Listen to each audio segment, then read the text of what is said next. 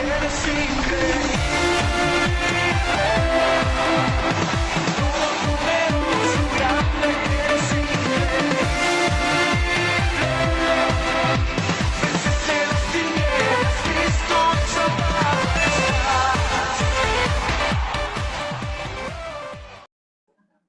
El número 8 es precisamente un sello de lo que es casa de bendición. El número 8 en la Biblia tiene el significado de regeneración, de nuevos comienzos. Es el número del nuevo nacimiento, es el número de la resurrección, es el número de concluir y volver a iniciar. Quiero decirte que en nuestras vidas, hablo de mi esposa, de mi familia, este ha sido un signo en toda nuestra vida.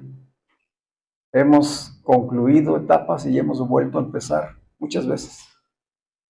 Muchas veces hemos tenido nuevos comienzos y Dios nos ha venido trayendo de acuerdo a su propósito, formándonos y desarrollando su carácter en nosotros.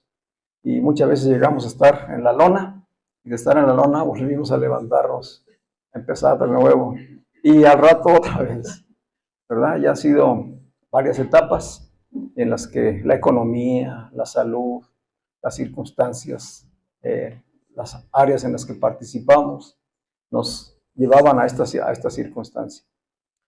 Y Casa de Bendición nace como un nuevo comienzo en la vida de la iglesia verdadera, de retomar lo que verdaderamente era la vida en el Espíritu. Por eso es tan significativo este 8º aniversario. Es decir, estamos terminando un ciclo y estamos iniciando otro. Y tú eres parte de ese nuevo ciclo, de eso que estamos concluyendo y esto que estamos comenzando. El número 8 es ciclos que se repiten.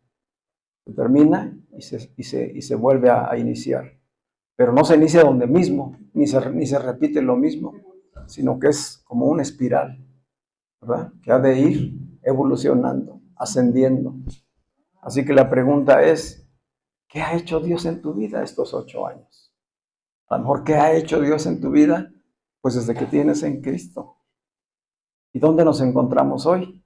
Porque este número 8 nos habla de esa obra de Dios en nuestras vidas, de este nuevo comienzo.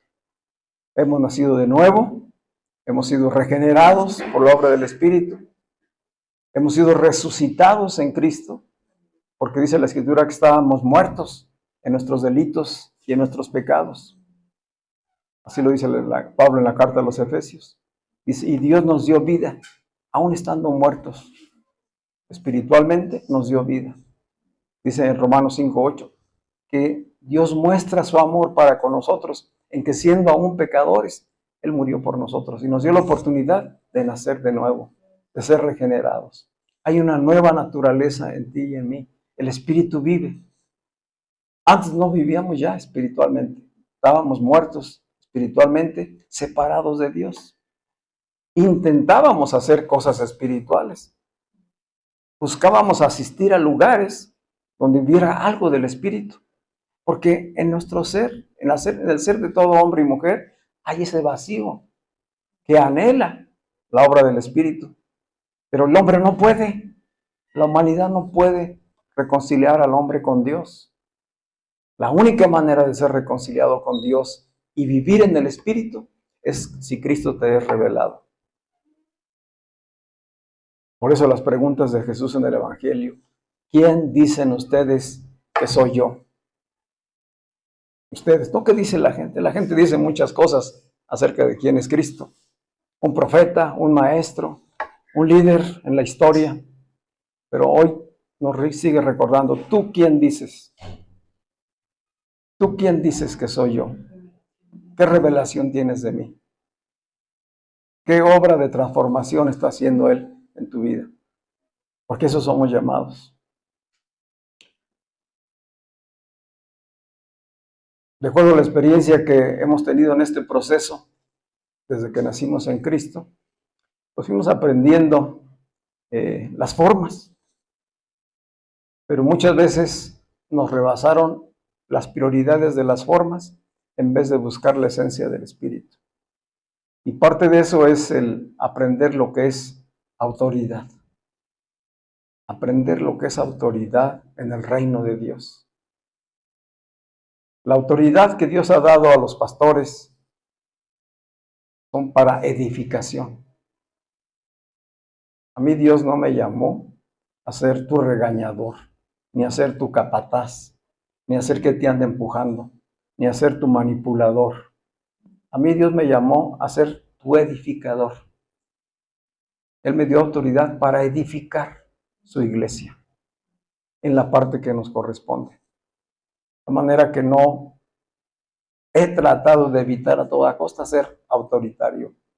Y a veces no porque me falte autoridad o carácter para llamar la atención o reprender, sino porque he entendido que no se trata de eso, sino que tengo que moverme en lo que Dios me ha enseñado y me ha revelado. Y ese es, edifica mi iglesia, consuela. Hay mucho dolor, hay mucho sufrimiento en el mundo, como para que todavía le añadas regaños los domingos durante las predicaciones. Y la gente entiende que sermón es igual a regaño. Y no es así, mis hermanos.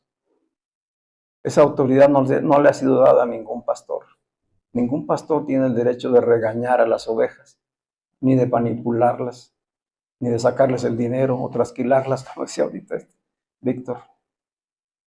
Ha de ser un fluir del Espíritu, hacer parte de la revelación que Dios nos ha dado. Y la iglesia está para consolarnos, apoyarnos, animarnos unos a otros, para crecer en el conocimiento de Dios y realmente vivir la vida del Espíritu. Así que por eso a veces no encuentro uno las palabras para hacer llegar el mensaje a los hermanos de fidelidad, de constancia, de perseverancia, de amar la obra, de poner las prioridades en el lugar correcto y darle a Dios lo que es de Dios y a César lo que es del César. ¿Cuántos me están entendiendo? Uh-huh. Así que este número 8 pues habla de un nuevo comienzo, una nueva etapa. Y estos 8 años que hemos recorrido, pues hoy concluyen. Iniciamos un 13 de agosto, hoy estamos el 17, estamos concluyendo ese ciclo de 8 años y estamos iniciando un nuevo ciclo. En la gracia, en la revelación de Jesucristo, en un mayor entendimiento de lo que significa ser cristiano. Ser cristiano no significa cambiar de religión, no significa practicar una religión o pertenecer a cierta denominación. Ser cristiano es tener la revelación de Cristo y la vida de Él mismo en uno, viviéndola. ¿Cada cuándo? Cada día, mis hermanos, cada día. Justamente hace 8 días hablábamos, y lo habíamos tocado ya antes, el Salmo número 8. Esa reflexión que hace, ¿se acuerdan? Sí. Que meditamos un poco acerca de ese Salmo de David, justamente donde David pregunta, ¿qué es el hombre para que tengas memoria de él? Y el Hijo del Hombre para que lo visites.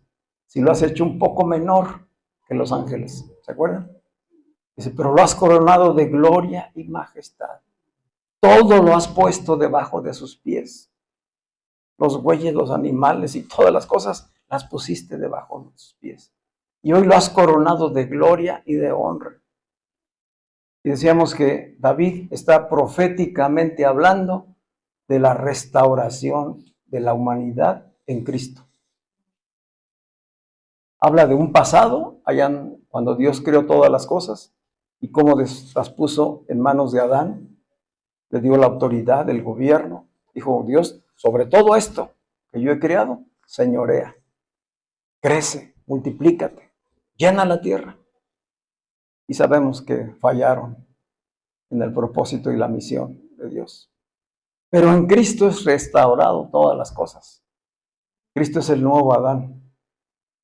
Entonces proféticamente ya estaba hablando David de Cristo, de que en Cristo sería restituido y restaurado toda la humanidad. ¿Qué es el hombre? El hombre es Cristo revelado. El hombre es Cristo encarnado y resucitado. para llegar a ser coronado de gloria y de honra y volver a gobernar todas las cosas. Hoy Él está sentado a la diestra del Padre, coronado de honra y majestad, reinando. Y este reinar, este hablar del reino, como que no encaja en nuestra manera de pensar y en nuestra cultura. ¿Cuántos sí entendemos lo que significa el reino de Dios y lo que significa tener un rey? ¿Alguien ha tenido un rey? Nadie, ¿verdad? Terrenal no. Nosotros no hemos tenido reyes, monarquías. Bueno, a veces alguien se ha querido pasar de listo y ha querido ser rey de nosotros, ¿verdad? Pero eso es otra cosa. ¿Sí? Pero un rey, en lo que es su plenitud de autoridad, de poder, como estaba en los tiempos atrás, pues no lo hemos vivido. Vivimos en las democracias republicanas, entonces, pues eso de cambiar de un gobierno democrático, donde las mayorías deciden, si es que es cierto eso, ¿verdad? A un reino, donde hay un rey que no lo ves, pero que reina sobre todo el universo y que tiene la máxima autoridad y que estamos llamados como hijos, como nacidos de nuevo, a vivir bajo su autoridad y que su reino se ha establecido en nuestras vidas.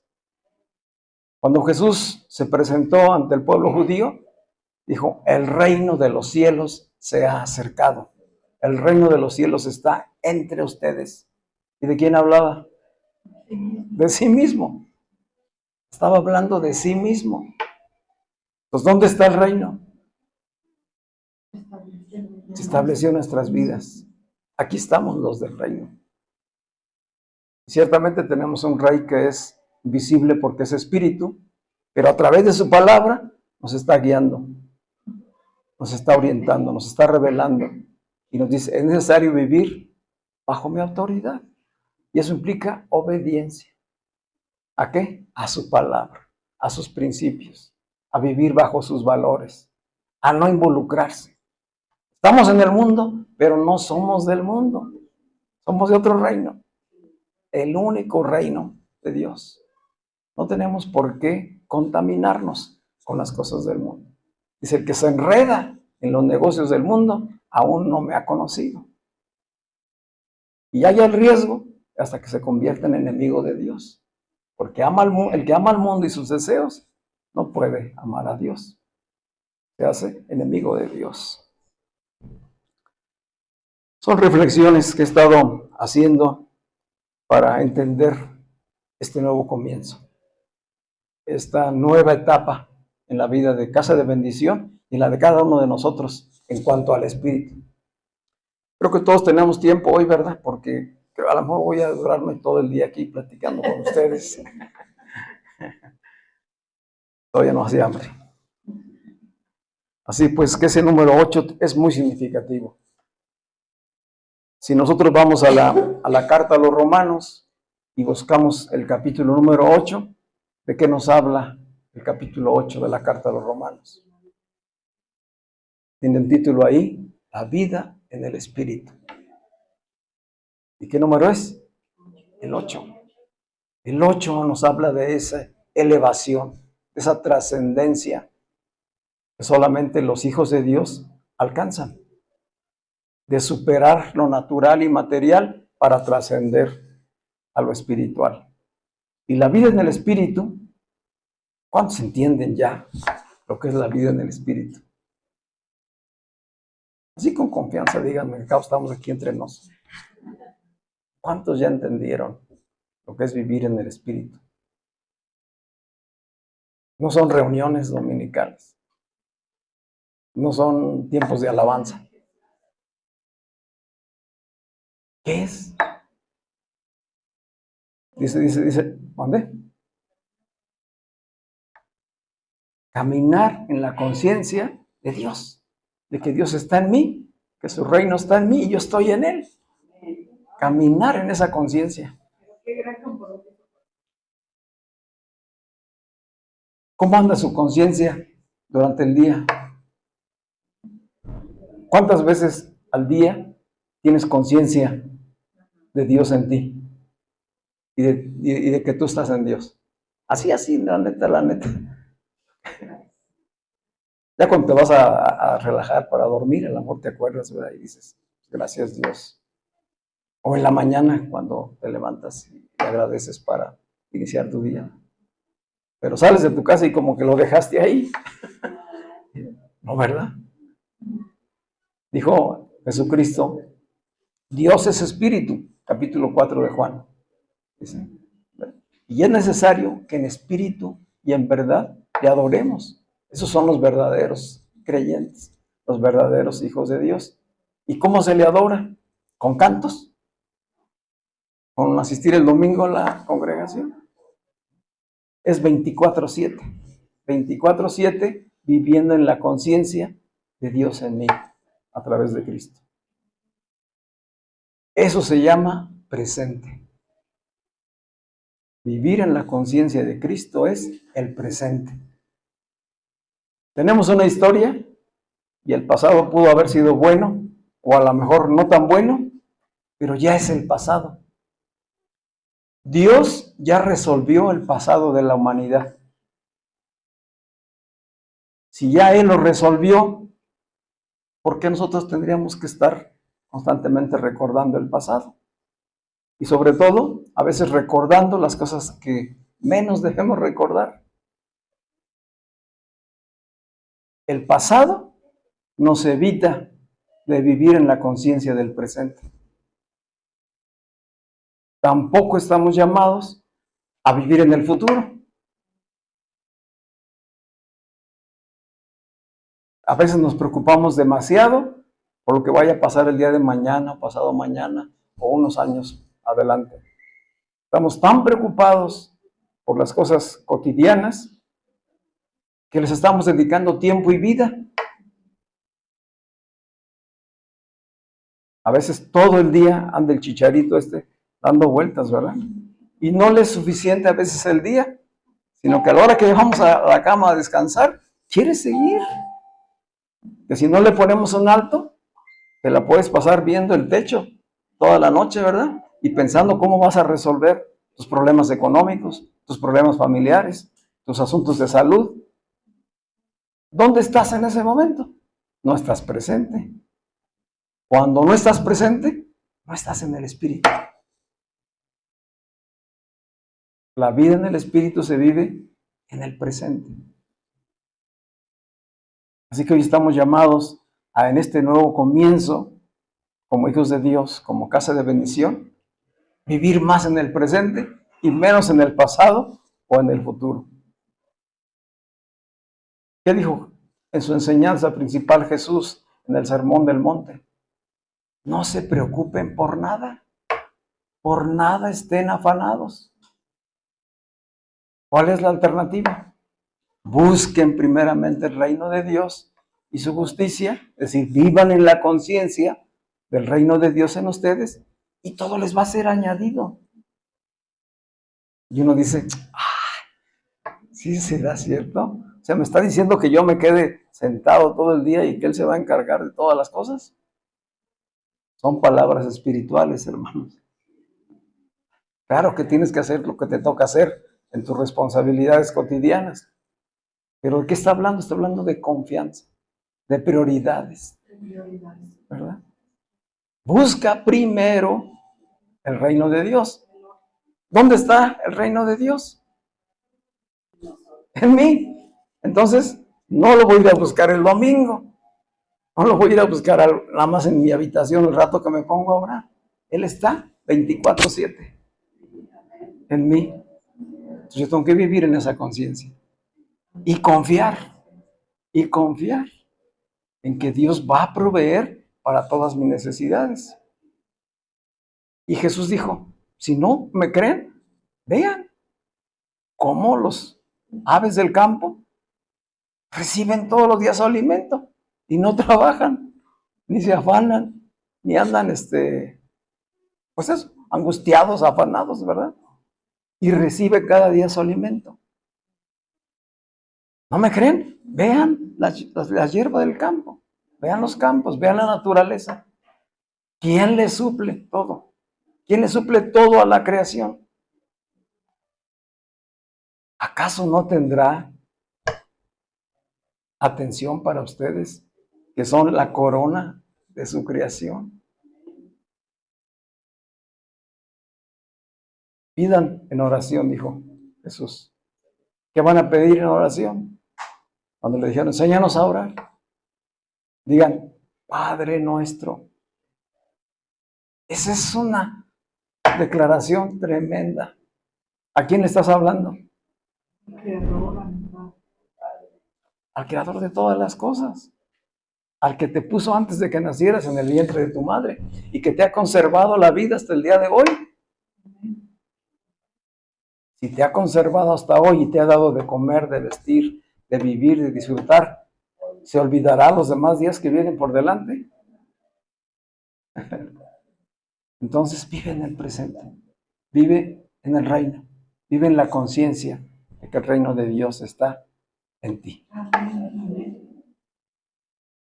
¿Cuál es la obra de Dios hoy?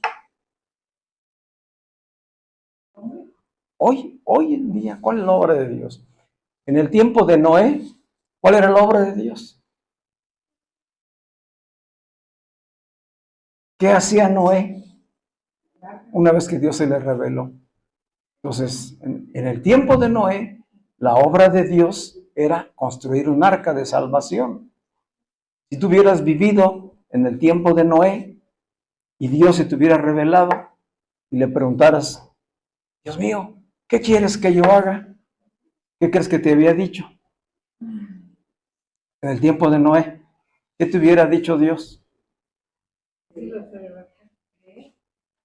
Ve con Noé, repórtate con Noé y ayúdale a edificar el arca. Esa era la obra de Dios. ¿Sí? Si tú hubieras vivido en los tiempos de Moisés, ¿cuál era la obra de Dios? ¿Qué estaba haciendo Moisés? Le mandó a construir un tabernáculo y a impartir la ley a un pueblo para formarlo. Si tú hubieras vivido en los tiempos de Moisés y le hubieras preguntado a Dios, ¿qué quieres que haga? ¿Qué te hubiera dicho? Repórtate con Moisés. Él está edificando mi tabernáculo. Él está formando un pueblo, una nación. Repórtate con él. Esa era la obra de Dios. ¿Vamos comprendiendo? Sí. ¿Por qué te estoy diciendo esto? Porque es importante saber en qué pacto estamos, en qué tiempo vivimos. Estoy hablando de que la vida en el Espíritu es vivir el presente. Y en el presente hay una obra por hacer. Y a veces se nos ha dicho que cada uno de nosotros tiene que ver con una obra específica. Y Dios tiene un propósito eterno y una sola obra de edificación. Y cada una corresponde a cierto tiempo. Si nosotros hubiéramos estado en el tiempo de David, ¿qué hacía David en su tiempo? ¿Cuál era la obra de Dios en el tiempo de David? Edificar un reino. Y lo hacía con un ejército, formando un ejército. A él le tocó hacer la parte violenta, hacerlo a través de guerra. Si tú hubieras vivido en los tiempos de David y le hubieras preguntado a Dios, ¿qué quieres que yo haga? ¿Qué te habría dicho? Repórtate con David. Si quieres servirme, repórtate con David. Él está construyéndome una nación, a través de un ejército. Y ahí se te hubiera mandado a guerrear. Ahí sí era para entrarle a la batalla real, face a face, frente a frente. Hoy es espiritual, pero es tan real como aquella. ¿A dónde voy? A descubrir la obra de Dios hoy en nuestras vidas. El autor de Hebreos dice, si oyes hoy su voz, ¿Cuándo? Hoy. No endurezcas tu corazón. Hoy. Hoy es el revelador del presente de la obra de Dios. Hoy está trabajando. No ayer. Sí, podemos pues cantar los salmos, meditarlos, podemos recordar y estudiar el pacto pasado a través de Moisés, podemos descubrir toda la revelación de Dios a través de Noé, pero no es ese nuestro tiempo. Nuestro tiempo es hoy. Si oyes hoy su voz. ¿Y mañana qué te va a decir? Hoy, hoy. Esto está presente en toda la Escritura. Cuando Dios estaba llevando a Israel al desierto y les faltó la comida, el alimento, ¿se acuerdan? ¿Qué fue lo que hizo Dios? Les proveyó, ¿verdad? El maná. Pero ¿qué les dijo el día que les envió el maná? Dijo, Moisés, dile al pueblo que se va a levantar por la mañana y van a ir a recoger el alimento que les voy a dar. Pero solamente van a recoger lo que se van a comer ese día. Lo que necesite cada uno y su familia.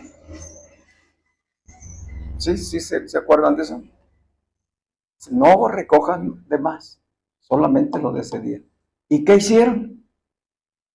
Dice que salieron a recoger y a la hora que vieron ahí el maná, muchos agarraron más de lo que les correspondía. Así sucede hoy, ¿verdad? Hay muchos que se lo quieren comer todo. Construyen casas como si pudieran vivir en todas. ¿Verdad? Guardan dinero como si se lo fueran a poder llevar. Hoy se sigue repitiendo el asunto, ¿verdad? Y ese es el afán de la vida.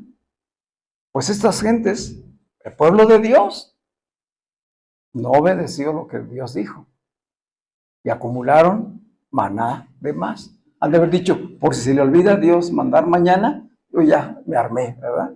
Y ya tenemos también para el día de mañana. Él dijo, cada día van a salir por la mañana a recoger el pan de ese día. ¿Qué sucedió a aquellos que habían agarrado de más? Se les pudrió, se agusanó. Así sucede con las riquezas que no vienen de parte de Dios. Se acumulan y entonces Elohim las consume y finalmente tienes que dejarlas aquí porque nada podemos llevarnos, ¿verdad? No hay manera de llevarnos algo. Un rey que murió muy joven fue Alejandro Magno y en su tiempo fue un gran conquistador y logró pues extender su reino desde Grecia hasta la India y acumular riquezas y cosas tremendas, siendo un joven de 25 años. Falleció a los 30 años, 30 y tantos años, como parte de un estilo de vida, pues no precisamente agradable, que le agradara a Dios. Pero dicen los historiadores que cuando él ya iba a ser, antes de morir, dio sus instrucciones, dijo que quería ser sepultado en un ataúd donde pudieran salir sus manos. Que fuera en el ataúd, pero que sus manos salieran fuera del ataúd. Así quiero que me lleven a enterrar. ¿Por qué? Le preguntaron. Dije, quiero que todo el mundo vea que no me llevo nada. Mis manos van. Y así es como nos vamos a ir, ¿verdad? ¿Cuál es la obra de Dios hoy? Dios dijo, en palabras de Jesucristo, cuando Pedro le fue revelado quién era el Hijo de Dios, dijo Pedro, tú eres el Hijo del Dios viviente, tú eres el Cristo. Dijo Jesús, esto no te lo reveló carne ni sangre, sino mi Padre que está en los cielos. Y yo a ti te digo que sobre esa declaración que hiciste, de que Cristo es el Hijo de Dios, yo a ti te digo que de esa declaración yo voy a edificar mi iglesia. Yo voy a edificar mi iglesia. ¿Cuál es la obra del tiempo presente? Edificar la iglesia. En eso estamos, hermanos. La obra del tiempo presente en el Espíritu es la edificación de su iglesia. Si de veras somos creyentes, verdaderos hijos de Dios, ¿qué debemos estar haciendo? Edificar la iglesia. No edificar mi residencia, no edificar mi negocio. Y con esto no quiero decir que no lo hagas, quiero decir que le des las prioridades correctas. Dijo Jesús, quien ama más a padre o madre o hermanos, no puede ser mi discípulo. ¿Cómo dice? Quien ama más que a mí. Entonces, ¿cuál es la intención de Jesús? Decirnos, ¿no amen a su familia? No. ¿Qué dice? No lo amen más que a mí. Pónganme a mí primero. Primero el reino y después todo lo demás. Y en este presente, eso es lo que edifica su iglesia. Eso es lo que edifica su iglesia. Así que estos nuevos comienzos que hoy nos da la oportunidad, Dios, de vivir como casa de bendición y como hijos de Dios, ¿son para qué? Para edificar su iglesia. Y la edificamos en la fe, en el oír la palabra de Dios, permaneciendo en la conciencia de Cristo todos los días presentes, todos los días hoy.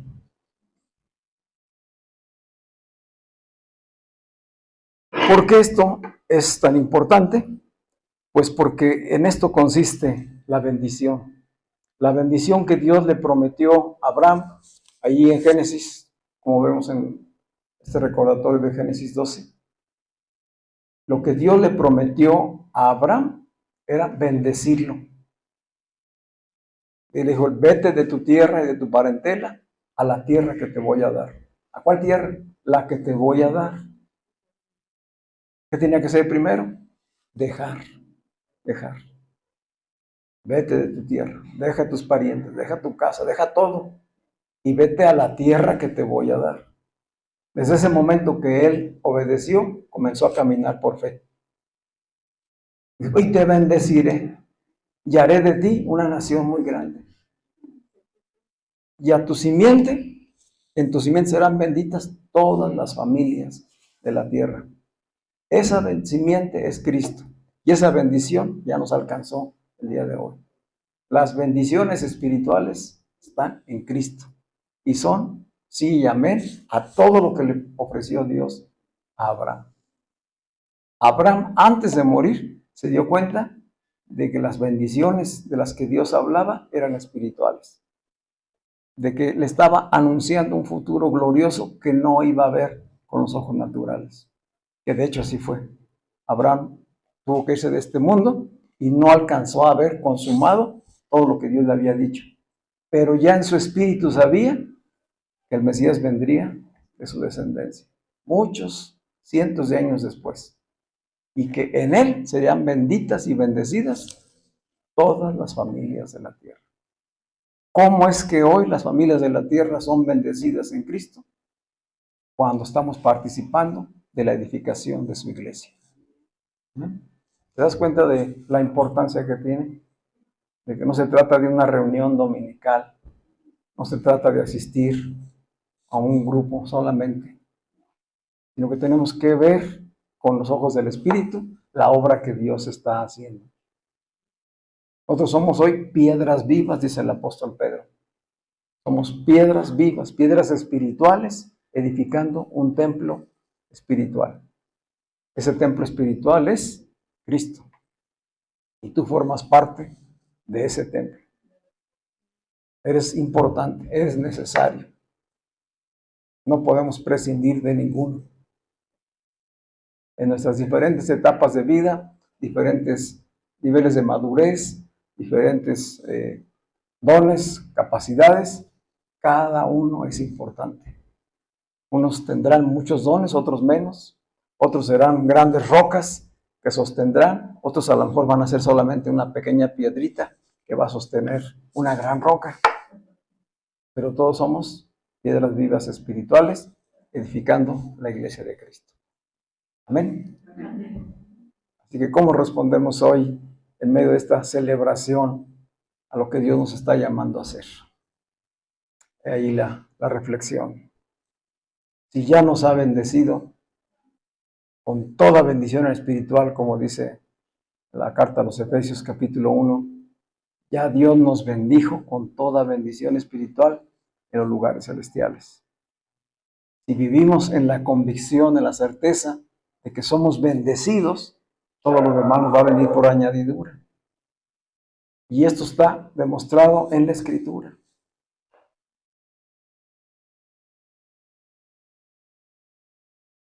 Dios le confirmó a Abraham sus promesas y Abraham fue próspero grandemente. Tan grandemente fue prosperado que tuvo que también dejar a su sobrino Lot, que ya también se había enriquecido juntamente con él. Eso era uno de los pequeños peros que tenía Abraham para que la bendición fuera completa. Que su sobrino seguía con él cuando le había dicho Dios que dejara a todos.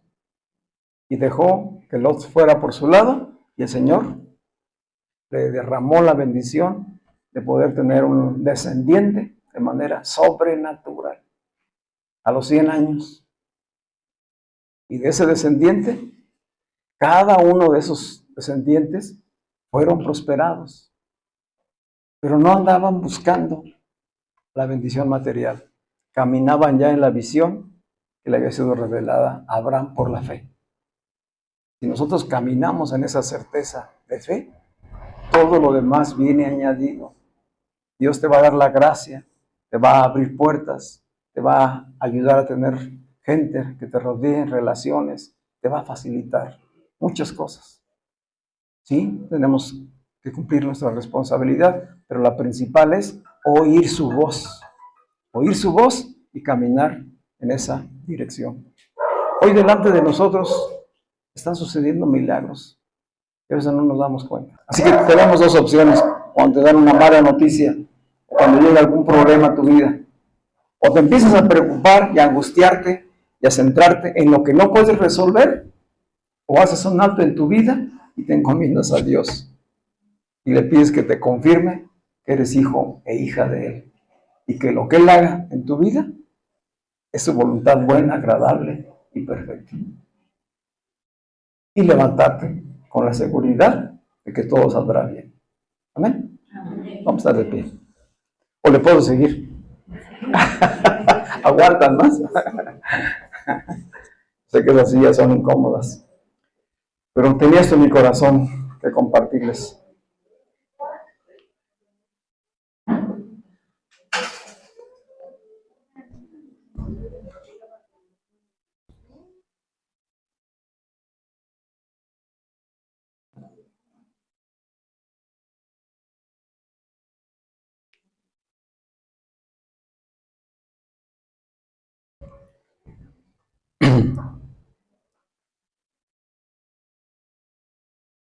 Leímos en el Evangelio de Juan, en el capítulo 6, la revelación de Jesús como el pan de vida, como el alimento.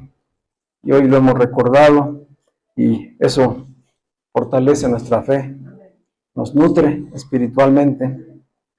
Y el contexto de esas palabras de Jesús que hoy escuchamos fueron después de que hizo el milagro de la multiplicación de los panes.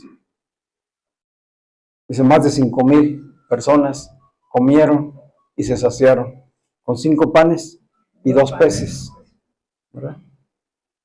Y dice la Escritura que después del milagro la gente buscaba mucho más a Jesús.